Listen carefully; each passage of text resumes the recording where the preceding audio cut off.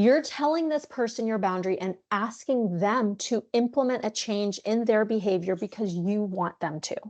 That's not a boundary. A boundary is, if you treat me like that again, I'm leaving. And then you are responsible. Your expectation is going to be that they're going to repeat that negative behavior because, like you said, it's like a choreography. It's a pattern, it's a repetitive Mhm. behavior. So if they do the thing that you don't want them to do, don't be shocked. They've done it long enough to make you feel like you wanted to put a stop to it. You have to implement the boundary. And only when we make a change in ourselves and we truly stand by our boundary, that is when other people start to treat us differently. Welcome to the Marriage and Motherhood Podcast. I'm your host, Michelle Perda. As a marriage coach who's married with 3 kids, I know how much parenthood could change a marriage. If flirting, laughing, and having fun together feels like a thing of the past, then I'm here to teach you that marriage doesn't have to feel so hard with your parents, and your marriage can thrive even when you're in the season of raising kids. Whether you're in a good place in your marriage and you just want to continue growing together, or you're wondering if you even like your spouse anymore, this podcast has something for you. Join me here each week as we dive into what it takes to help your marriage grow and maybe even do a 180. You'll learn ways to handle conflict better, bring that spark back into your relationship, as well as learn how to improve other areas of your life from my lovely guest experts. Are you ready for the next stage of your life in marriage? Let's dive in. Hello, and welcome back to another episode of the Marriage and Motherhood Podcast. This episode is such a fun conversation that I had with a fellow marriage coach, Nevart Willborn. We are diving straight into what boundaries are. I know that a lot of people have a general understanding of what boundaries are, but we often see as marriage coaches people misunderstanding what they actually are and struggling to apply them to their marriages. And so we thought, why not come together and define what boundaries mean to us and just kind of figure it out as we are talking through it together. So this episode is Nevart actually interviewing me on her show, but I thought this is such great information and such great conversation for you to listen in on. I thought it would be awesome to air it on my show as well. And so here we go. I hope you enjoy it. Welcome, everyone. Thanks for joining me today. I have a returning guest. Hey, Michelle. Welcome. Thanks for coming back with me. Hey, oh my gosh, I'm so thrilled. I just love talking to you, and I know we're going to get into so much goodness here. Yes, ma'am. Okay, so let's remind everyone who you are. You're a relationship coach. You also work with couples. And so tell us real quick about who you are and what you do, just for those who didn't hear our first episode together. Hey, yeah, so my name is Michelle Perda, and I'm a married mom of 3, and I'm a marriage coach, and I work with parents to help them reconnect with their relationship as a couple after they have kids. It's so easy to disconnect and for the communication flare-ups to happen even more often with the added stress of having more responsibility. It's not even just like a little bit more responsibility, it's like exponentially a lot more, right? And so I love to help couples learn how to communicate properly so that they can get through all the conflicts that they encounter throughout their relationship, throughout parenting and all of those things, and save that energy for more fun things like going on dates and enjoying each other and flirting and actually enjoying their marriage rather than feeling like, oh, it's you, Yes, you know? ma'am. So Yep. I want you to set a good, healthy example for your kids and enjoy the process of being married, because at the end of it, the kids are going to move out, and then what, right? Are you going to be left with a stranger or alone, or, what is unhappy? What is it? So I want to help you prevent that and have the skills to navigate marriage through the different phases that we encounter. Yes, I love it. In our first episode, I'll actually link in the show notes to what number episode that was, but we had a great conversation about just that, about how you and I both really focus on helping married couples nurture the communication and the time and really working on like, what are they bringing to the equation that could get in the way of having healthy communication and relationships. So today I'm so excited. So you and I basically we're going to have a conversation today that could span 2 episodes. So we're going to see how far we get into it. We might be able to cover it in one. If not, we already have plans to record a second one. So I the topic that we're doing, I actually was talking to a therapy client probably 2 months ago, and we were having a discussion about boundaries and boundaries in relationship. And we as we were talking, the client I was talking to is really trying to grasp, what does a boundary really look like in a relationship? Because unfortunately, the topic of boundaries is something that's not understood by everyone. It is a negative for most people. Like, hearing the word boundary sounds like a negative thing and it implies selfishness or things like that. And you and I are going to get into the definitions. But we were talking about how healthy and important boundaries are. And we were also talking about how a boundary can sound a lot like an ultimatum. And so I was like, oh my gosh, okay, there is a huge difference between a boundary and an ultimatum. But for a lot of people, they don't see a difference. So that's our topic. Is there a difference between a boundary and an ultimatum? So, Michelle, what is a boundary, girl? Tell me. Let's define Well, it. let's do what everyone does, right? Let's go to Google and actually Yes, figure out what ma'am. they say, because I'm very curious. So Google says a line that marks the limits of an area. Okay, so that's one. I feel like that's a little physical. Yeah. A limit of a subject or sphere of activity. Okay, so that's very vague. Mm-hmm. Okay, it's more physically driven, which is probably why a lot of people don't understand what the hell boundary is. Yes. But to me, the biggest confusion that people have around boundaries is that they think that if they're uncomfortable, that they get to tell people what to do to make sure that they're comfortable. Mhm. Do you get the same thing from other people? Absolutely. And I think, okay, so if we even break it down more, a boundary is basically me saying this, kind of like you were saying, that line. This is my line. And Mm-hmm. beyond this, I'm not comfortable. I don't want to do that. I don't like that. So I'm putting up a kind of a block to, I'm not going to pass this line. So, yeah. So I think what people, kind of what you're saying, is people push through that. If they want something, then they want what they want. It doesn't matter what the other person's boundary is. So when we talk about emotional boundaries, because, there's the physical boundary, there's Mm-hmm. whatever. So if an emotional boundary basically is, I'm not comfortable with something and I need to not be involved in that. So let's talk about it in terms of a relationship. Let's just give some examples. What are boundaries in relationships? What would be something we could, like in a marriage, for example? Yeah, so a common boundary is when there's a couple where one partner processes things differently, right? One is so ready to like get into the ring and start battling it out, and the other person's like, I need some time to think about this and process and come back to you. And normally, when there's a dynamic like this, and the couple hasn't learned how to regulate themselves, how to process properly, and come back and have the conversation in a calm manner so that it's productive, the person who is more anxious, I'll say it, the person who's more anxious in wanting to talk it through because it makes them more uncomfortable to not talk about it right then and there than it is to like take a break and whatnot, they're going to keep pushing, even Yep. though their partner is saying, can we talk about this later? I can't handle it. Or maybe they're not even verbally sharing that they're overwhelmed. They're just shutting down or they're walking away because that's their coping mechanism. And they haven't learned other tools to use to really stand firm with their boundary. And so, them doing that, that's an emotional boundary that you're crossing because you're literally saying, like, I don't care how you feel, how I feel feels more important to me in this situation, and we need to talk it through. Yep.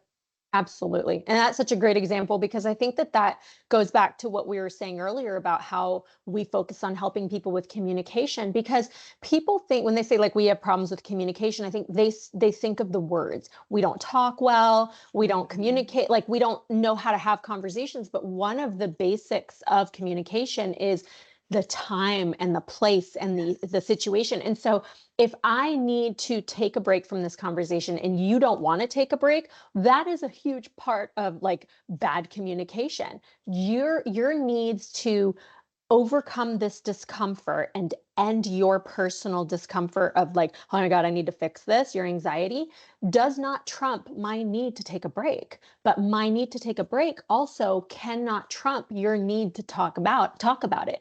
So in a relationship, we frequently have to compromise. But Mhm. to even get to a point of compromise, we have to be able to identify, what's my boundary? I don't want to do this. I don't want to talk in a way, because then what you're going to get from me is bad communication. I might yell at you. I might cuss at you. I might just start crying.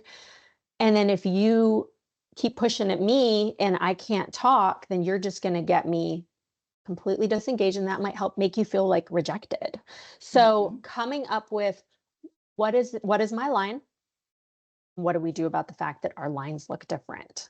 Yeah, so for me, a boundary is something that helps you actually strengthen and be in relationship with someone. Yeah. Whereas I feel like majority of people feel like a boundary is teaching people how to treat you, and if you don't do it, then we cannot be in a relationship. Or other people who view the boundary, who are not used to boundaries being set and upheld, are like, oh, you're just being controlling.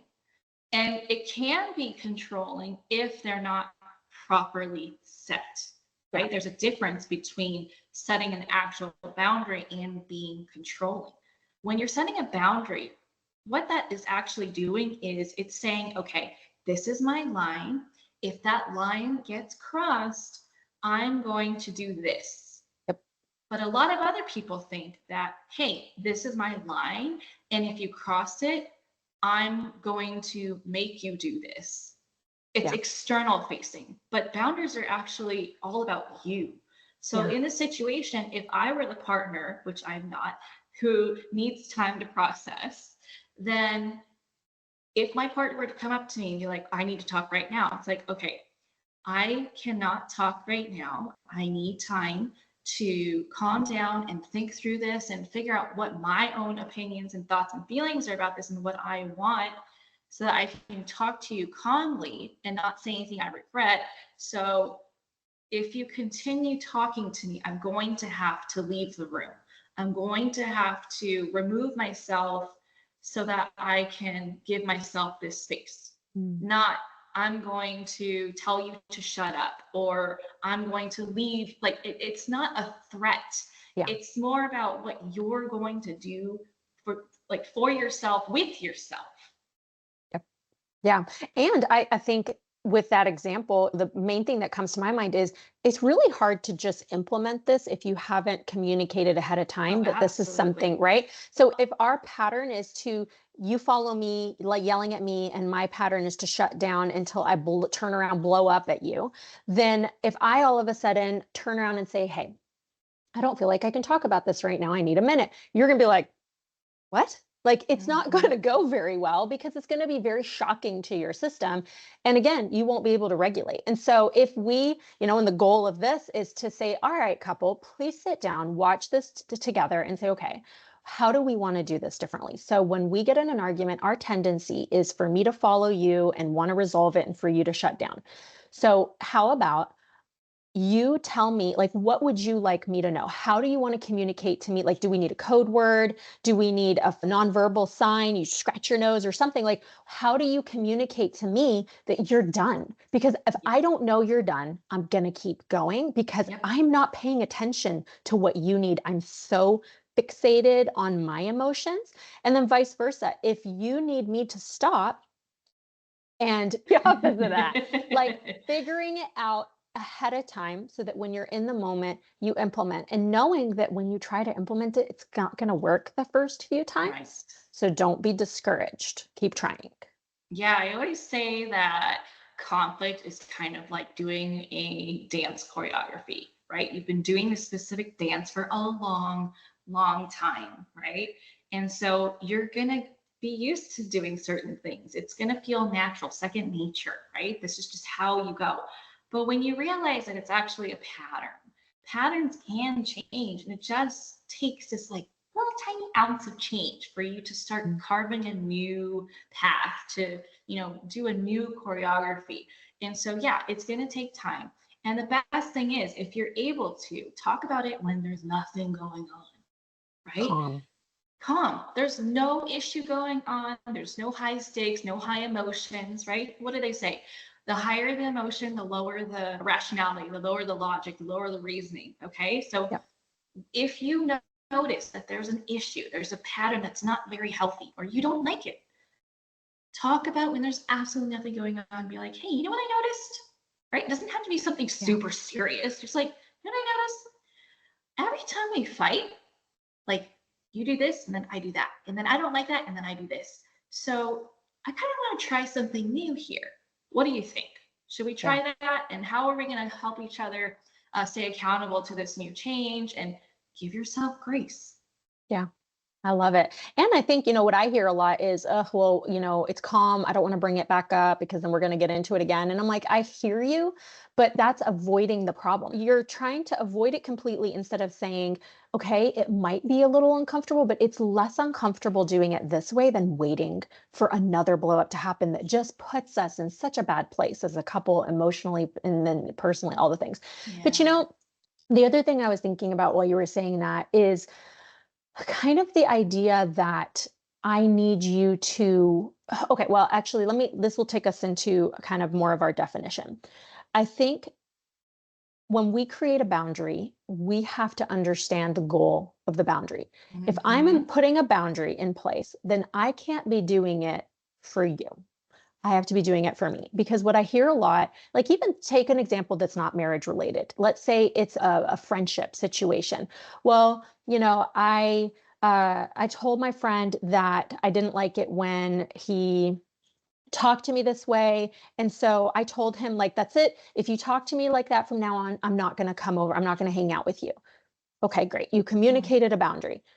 But then you got mad at that friend because they continued talking to you that way. Well, I told them if I was going to hang out with them, they couldn't treat me like this. And they're just not respecting my boundary. And I'm like, hold on, listen, you're telling this person your boundary and asking them to implement a change in their behavior because you want them to.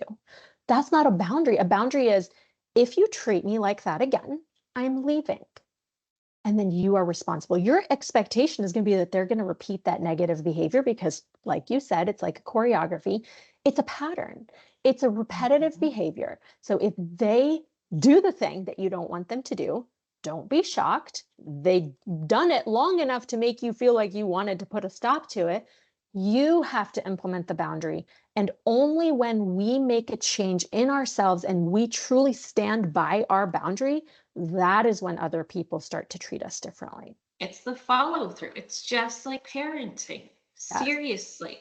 And, this is something that I'm learning too, because I definitely wasn't raised this way. It was very much like a lot of like empty threats and yelling and just, all the things. And now I'm trying to like be a different parent to my kids, and it's difficult, right? Like it sometimes means like, okay, well, you won't turn your tablet off. Okay, like normally I would be like, yeah, turn that off or you're gonna lose that. Da, da, da. It's like, no, I need to go up to them and be like, hey, do you need help turning it off? Looks like you're having a hard time. Do you need a minute to finish? What's going on? And if they just are not cooperating, then I tell them, okay, time to turn it off. And you take the thing, Yeah. right?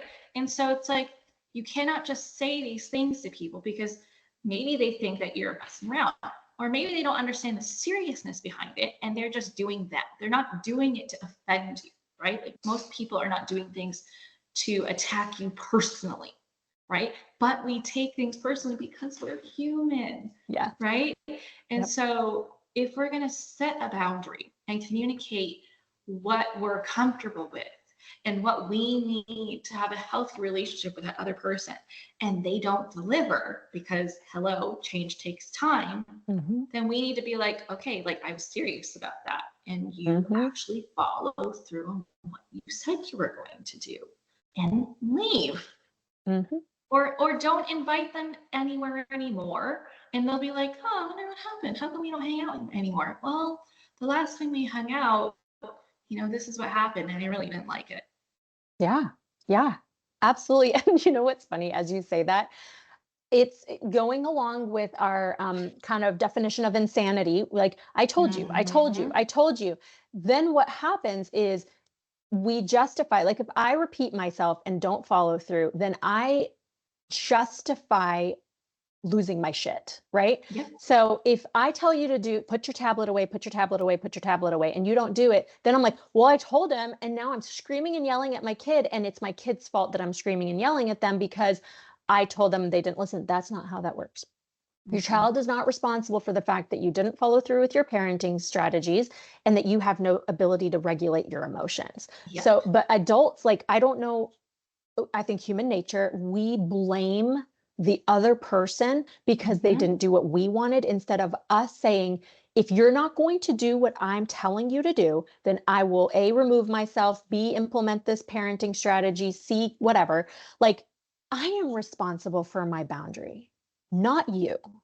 And that is Yeah. like the crux of why boundaries are not understood.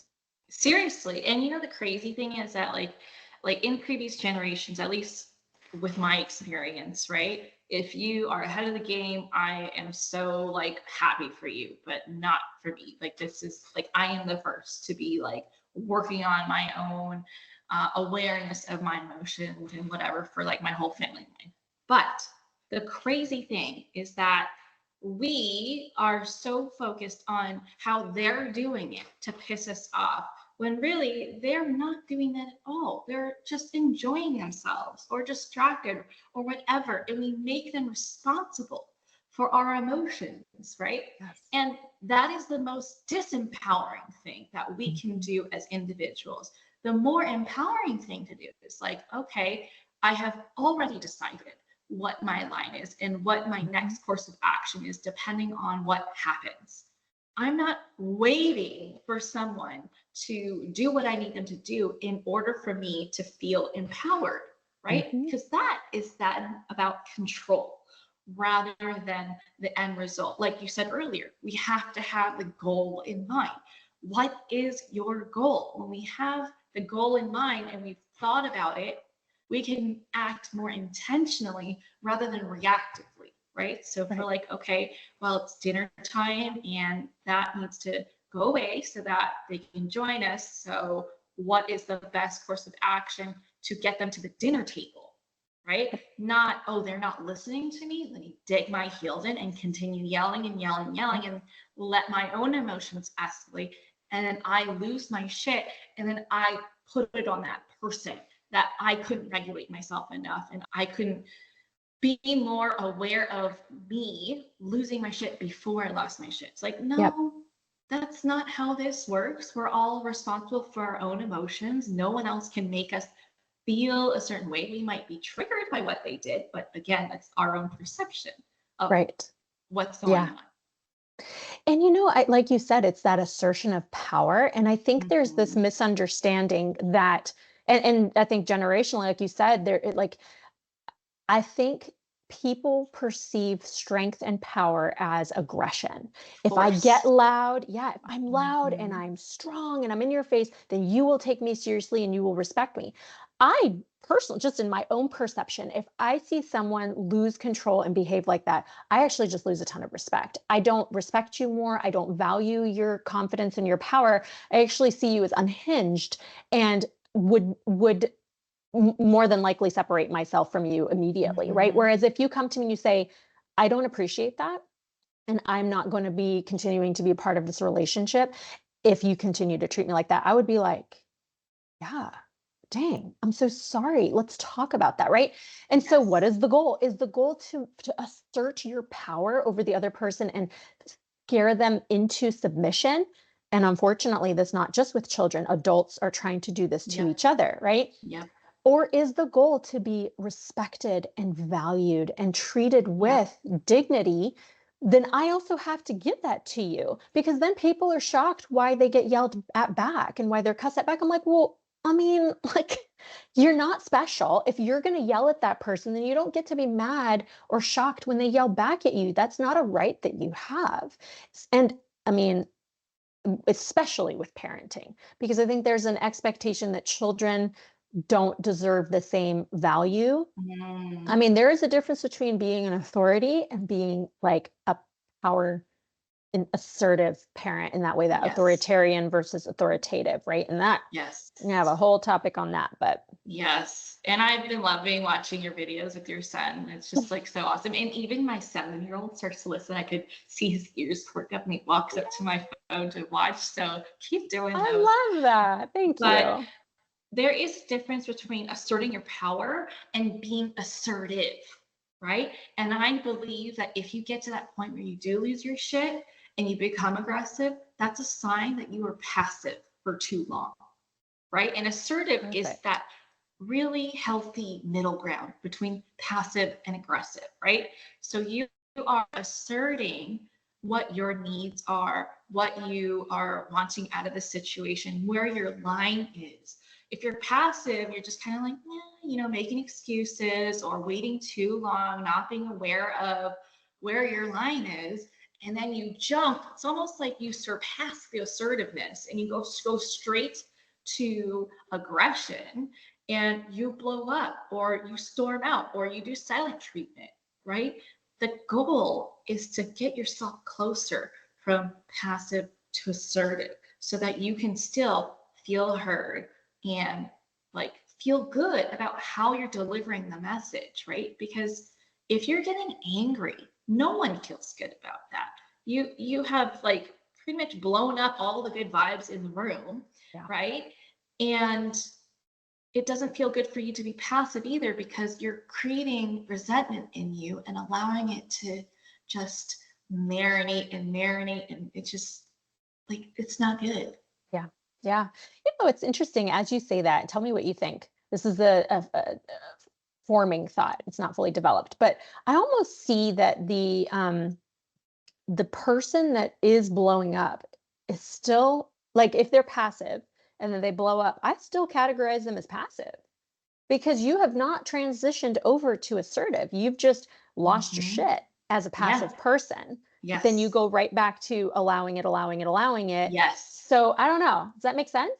Yeah, no, I mean, I kind of feel like then it's like passive aggressive. Yeah. There you go. Right? Yeah. I mean, at the end of the day, if what you're doing isn't working, let's try something different here, right? Because, like, let's take the whole parenting example. Our kids don't feel more connected to us when we are controlling them, when they feel like they're being controlled. Like, how do you feel when someone's telling you what to do all the time and you feel like someone's trying to control you? You're probably not going to like that. I don't know many people who do, right? We're all individuals and we all have our own opinions about how things work and what we want to do and when we want to do it. And so the best way to feel connected and to receive cooperation from them is to be a good leader, right? Like when my kids are yelling at me, I don't actually do anything until they walk over and talk to me. It's like, this is not how we communicate, right? And I have started to do that with them because I didn't grow up with that, right? Like I had yelling all the time. So it's like, okay, they didn't hear me or they're not following through because they're really like entrenched in whatever the heck they're doing. I'm going to walk over there. Is it more burdensome and inconvenient? 1000%. But I do feel like with the more energy put into parenting, it does yield more rewarding results because there is a stronger bond, a stronger connection, especially when you realize when you set healthy boundaries and you follow through that it actually works. Yep. 100%. I love that. And I think it goes back to, you know, creating new patterns, right? And so when you're having to break a habit or learn something new, it is really taxing and inconvenient at first. But then once you cross that point where it's just a new habit, you're like, how did I Yes. function before this? Right. And so, yeah, it might not always be easy, but it's easier than it was before because, like you said, there's a reward. And so with parenting, yeah, it's so hard because sometimes the easiest thing to do is just to be like, whatever, I don't care, just do it. But if you let it slide, then you're now going to be, you know, unintentionally creating another bad habit that when you have more energy, you're going to be so frustrated that now you're having to work harder than had you just sucked it up, gone and dealt with it, talked to your kid, took the iPad away or tablet or whatever. It's just, life is full of inconveniences, but I think sometimes we justify letting the personal relationship inconveniences just kind of like whatever. Whereas if it was at work, you would just get up and handle that inconvenience because you have a client that's paying you or a boss that's watching Yes. you. But I think with families and relationships, I don't know, we're lazy. We do no, seriously, we do get lazy because, I mean, we understand, okay? Like, we get it. I want to be lazy all the time, right? But at the end of the day, if I don't like having to deal with something repetitively, that's on me. Yeah. Yep. Right? We can't blame the other person for not doing something different if we're not following through on our own boundary.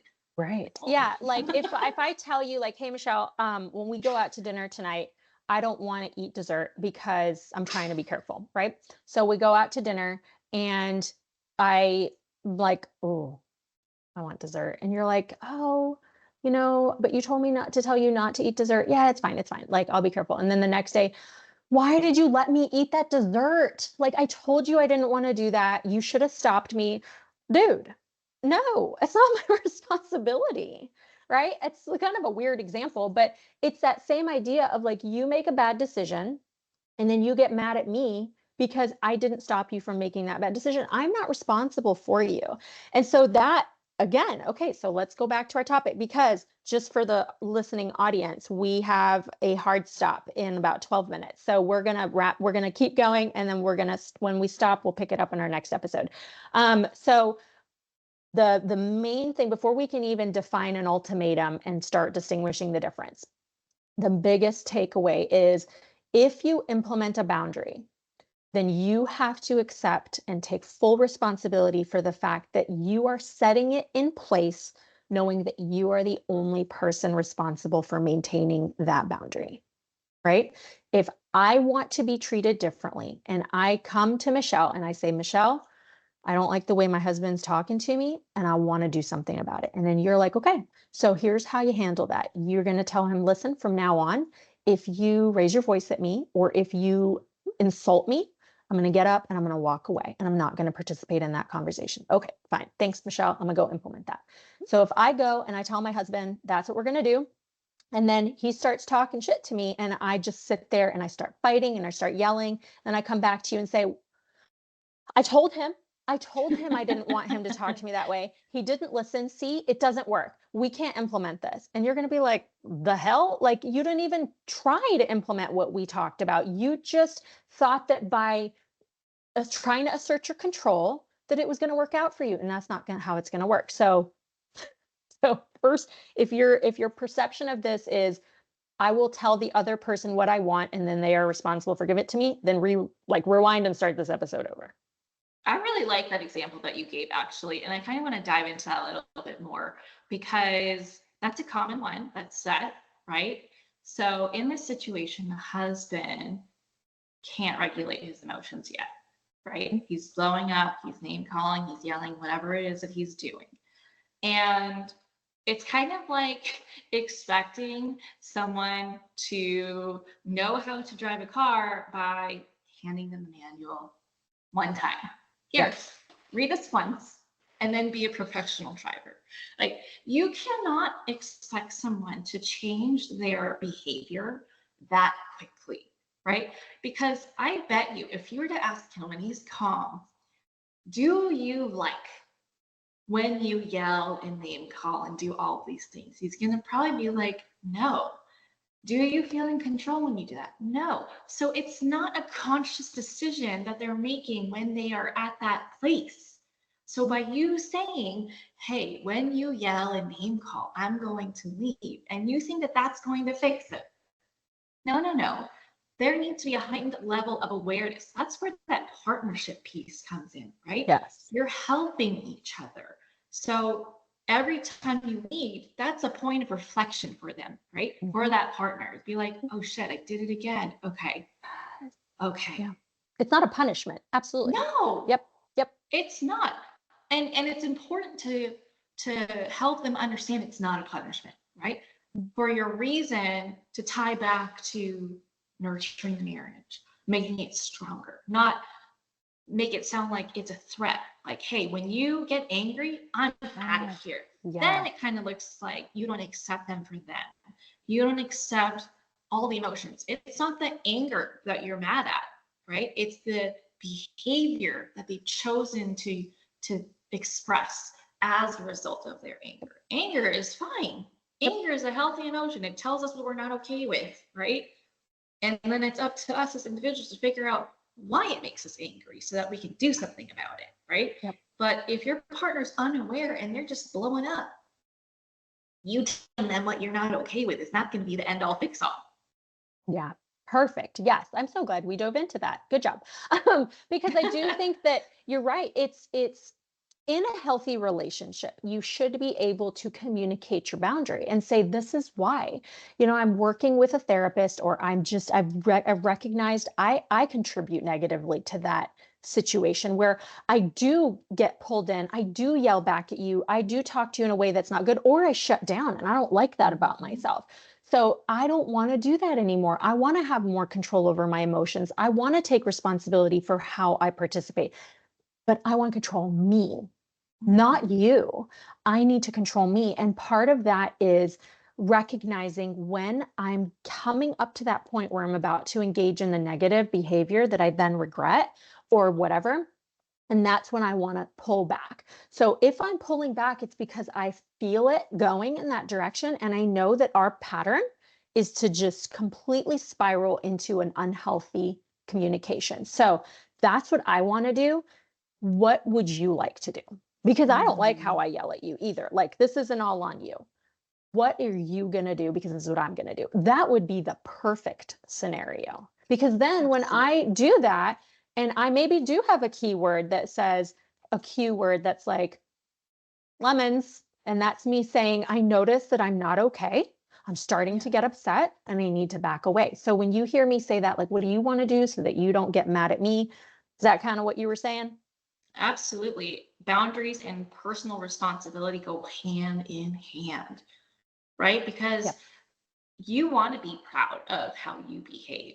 And if you feel like someone crossing a boundary is going to lead you down that path of not being proud of how you behave and the kind of person you're showing yourself to be in those moments, then yeah, you sharing like, hey, I notice that when this happens, I end up doing this. I really don't like that version of myself. So in the future, when I start to notice myself get to that place, I'm actually going to bow out for a little bit and I'll rejoin you when things are calmer and we can talk about it. When I feel like I have the bandwidth and the capacity and the ability to actually see it through.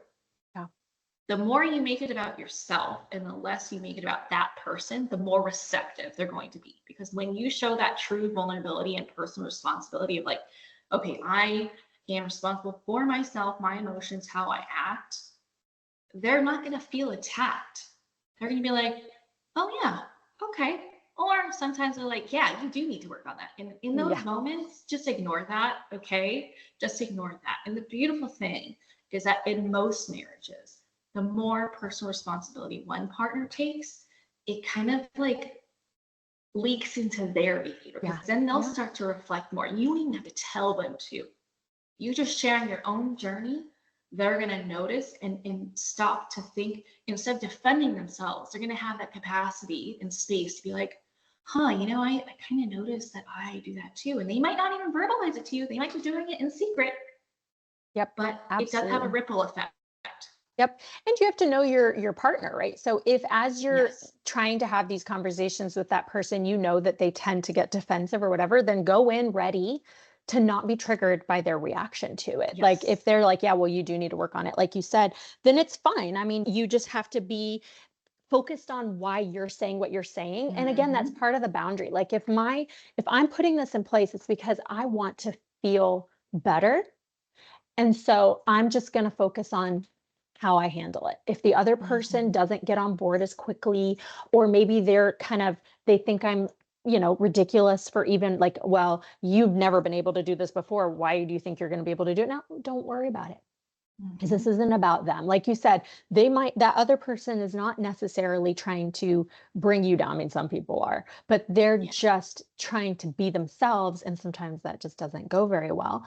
But also, I think that, and this is maybe sidebar, there are relationships where you don't have the other person, like their intention isn't to nurture the relationship. And that's where you kind of, when you implement this and you stick to it and there's nothing they can throw at you, like you're not trying, you keep yelling at me, maintain yourself, keep control of yourself. If they get on board, this is beautiful. Be a leader, it's fine. If they don't, then you reevaluate with your professional, your therapist, your coach, whoever, like this isn't going well and I need more help. But we have to, kind of like with the parenting, if my goal is or if my decision is, I will not yell at my kids, and I go a week without yelling at them and then I yell at them, well, now you've reset. We have to start over, right? You don't just get to kind of be proud of yourself, like keep going. So it's the same with this. Like you don't get to say, I'm going to remove myself from this conversation because it's not good for me, and then get mad because they're not getting on board. Like it just doesn't work that way. Yeah, sorry. I wish it was different. I know. All right. We've kind of covered what boundaries are, how they work. So next episode, we're going to talk about what is an ultimatum. And you and I actually are going to like figure out what we think as like, we're just going to process our own thoughts because we don't even know. We don't know if there's a difference. It could be the same thing. It is unscripted. It's very exciting. So thank you, friend. It was so nice to see you and have you back on. I can't wait for part 2. Me too. Bye. All right, girl. Talk to you soon. Bye. That's it for this episode. I hope you enjoyed it as much as I enjoyed making it. If you did, please send me a message over on Instagram at Michelle Perta Coaching to let me know what you loved most about it. Hearing from my listeners is my absolute favorite. And if you've been loving this podcast, please leave a rating and review. This will help people like you find the show and get the help they need. Catch you here on the next episode. Bye.